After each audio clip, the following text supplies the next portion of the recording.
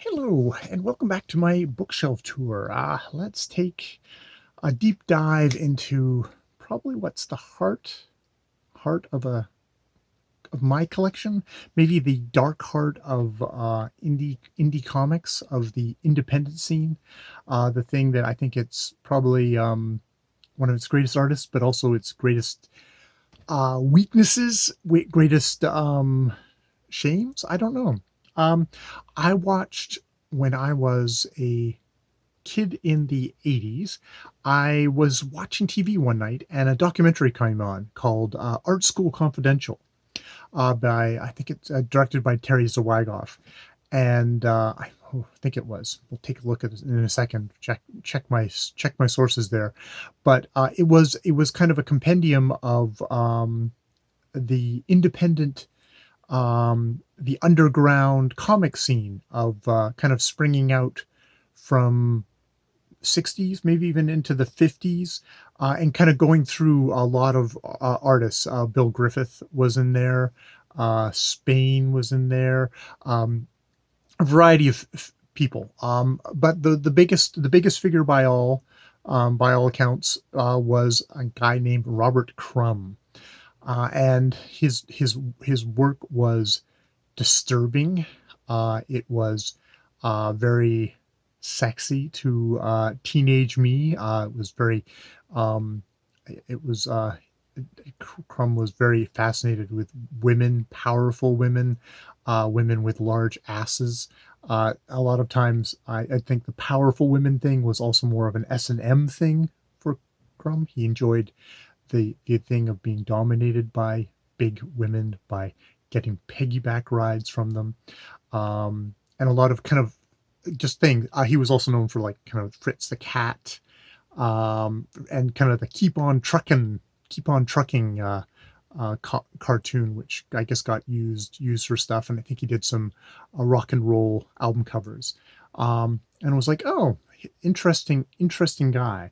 And so when a movie and a documentary called Crumb came out, which indeed is from the director Terry Zwigoff of Ghost World, Bad Santa, and the upcoming Art School Confidential. So I guess maybe this came before that, but I'm pretty sure I did Art School Confidential first. It is a documentary about Robert Crumb, and now Terry's. This is of living people. You don't think you would ever, you rarely ever get kind of this intimate, this exposing of a film on a fellow human being who's still alive, who might want to protect protect himself, because this kind of, it starts off with this cartoonist, which, you have art critics going like, well, he's great, he's exposing kind of the dark underbelly of kind of a very conservative 50s and 60s America, and doing these very taboo breaking comics and stuff like this. And then you get kind of, you get the same critic getting confronted with the fact that he would draw kind of his sexual drawings and actually jack off to them, and it's like the critic, very famous Australian critic, going, he actually did that. It's like kind of like rather shocked that maybe he did it, shocked that he would maybe publicly admit it, that he would get such sexual gratification of it. And indeed, you find out throughout this thing of Crumb growing up with his family and his kids, that he drew cartoons as a child under what sounds like a really repressive, harsh, brutal father, and that, his first kind of sexual experiences were like, Bugs Bunny dressed up as a girl he thought was sexy, and then like a lot of his anamorphic, like Fritz the Cat, anthropomorphic animal characters are often going through kind of fairly sexual situations and stuff like that. You see him with his kind of various kind of relationships with women, and you do get, it's very much warts and all. This on the back says, he is, Crumb enters a territory as spooky as it is fascinating. A portrait of the artist is misanthrope, bad boy visionary, a joker, and sex maniac, and finally as hero. I don't know about hero. And I think this is one of these, maybe at the time that this film was made, you could make an argument for that. I think as it's gone along, Robert Crumb's work has probably gone further and further beyond the pale, because a big hunk of his work, as I'll show you, is objectification of women.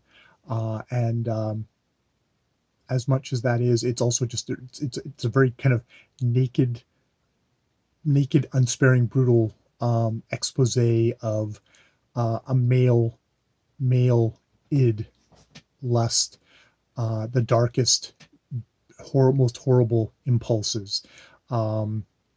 Somebody who feels, Crumb is someone who definitely feels like he's out of time in a way.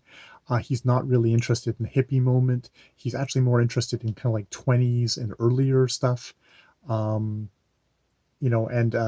interested in the iconography of those times, like a lot of racist stuff, like racist cartoons and stuff like that. Imagery kind of shows up in his works. It's showing kind of deep unease of a white America with black America. And a lot of that is kind of commentary, but in some ways it is also just what's in his head. How much he's commenting and how much is just like is springing out of his psyche, and he just has to get it on the page. There's a compulsive thing. The really cool thing about this movie is how it it shows how kind of a screwed up of a man he is, but it also kind of circles back to his family. His father has died, but his mother, who is housebound, never leaves the house, is kind of agoraphobic, or just never leaves the house. His brothers, all of whom, to one degree or another, especially what kind of the more sensitive brother, is deeply mentally, has deep mental issues, is living in what looks like kind of at some points like a flop house, a group home, is somebody whose work is even more twisted. And you start to realize that Crumb is the guy who got away from that family. He's the one who actually was able to take whatever genetics have made were there, that kind of could lead to like deep mental illness, to deep social transgressions, and funneled it through into his art, and actually became kind of like a functioning person. He's the success story of the Crumb family. He is the one. I don't mean success just as like, oh, he's a famous artist, but he's actually the one who seems to be functioning, who has a family. I mean, we don't get too deep into that, but he's married once, and then he marries again to another fellow artist, Eileen Crumb, and they have children. And I'm sure they might have stories to tell now. He is somebody who you never know exactly how dark. We see a lot of darkness in this movie. You don't know how much more dark it might get. This movie, it is told by a friend. It is told by a friend, so it does. Strangely enough, it's very unsparing with him. Crumb has definitely kind of gone on the record afterwards saying like how much he sort of regrets. He thought it was just going to be a little documentary, and it became kind of a thing that got reviewed by all newspapers, became a part of the larger culture, which in some ways it's interesting, because like in his comics he probably does far worse stuff, but that's comics, and like the audience that is going to actually consume that is minuscule in comparison to a documentary that kind of pops up into the popular culture, and he becomes kind of the face of underground comics, of indie comics for a good while. I'm pretty sure that is past now. He is definitely somebody who I think is beyond problematic in his sexist, racist, just unbridled male id. The days where that would get celebrated are past, are long past, and rightly so. Rightly so. That's had a long time in the sunshine, and this is not the time for that thing. That gets put aside.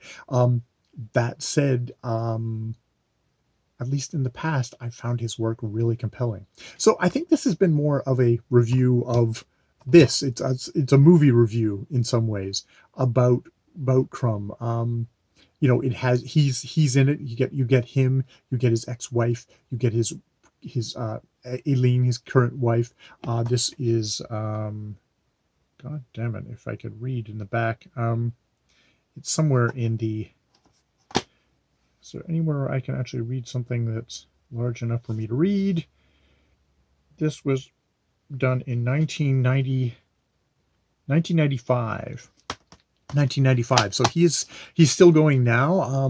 Most notable work that I know of him from is him doing illustrations for the Bible, the Old Testament now. I don't know if even he is producing the kind of lurid, raw, sexual stuff that he was. I mean, he's also an older man now, so maybe the obviously incredibly intense sex drive that he had maybe has cooled off, and that maybe that obsession has kind of has passed by. Who knows? I I have not dipped into his work lately. I don't even know how old he is now. He's probably a fairly elderly man at this point. So, but yeah, I'm going to leave it here, and then I will come back in my next video, and we'll go through my collected crumbs, the complete crumb, volume 2 to volume 17 with some gaps in there, and some sketchbooks and various other things that I very in my own egomaniacally obsessive way collected, because something about that, probably that id appealed to me, struck a resonance in me, my own obsessions, my own stuff like that there. I guess I'm that was I was the audience for Crumb. And yeah, we'll chat about that. This is actually one of these movies I should really rewatch at some point. Yeah, yeah, because it's a very striking documentary. Even if you're not interested in indie comics, it's a portrait of artist as survivor. Yeah, artist as survivor, and um, some maybe the illness on the page. I don't know. Also, just kind of the great artistry on the page. He is actually a great draftsman, um, obsessively drawing every single day of his life, I guess, and just having that talent at the same time. So yeah, I will leave it there. And we'll convene again tomorrow with the actual works of the man. But yeah, this is probably my entry point, very personal entry point, which probably makes sense because at least later in his life, there's a good hunk of his life in there where it's autobiographical, searingly autobiographical work. It'll be interesting to see how searing that is now, or how much he might be giving himself a break, or how much he might be indulging himself. But we'll get into that in the next episode of my bookshelf tour. This is bookshelf tour. This isn't so much me doing complete review, but I felt like I needed to talk about this first. All right, I will stop here.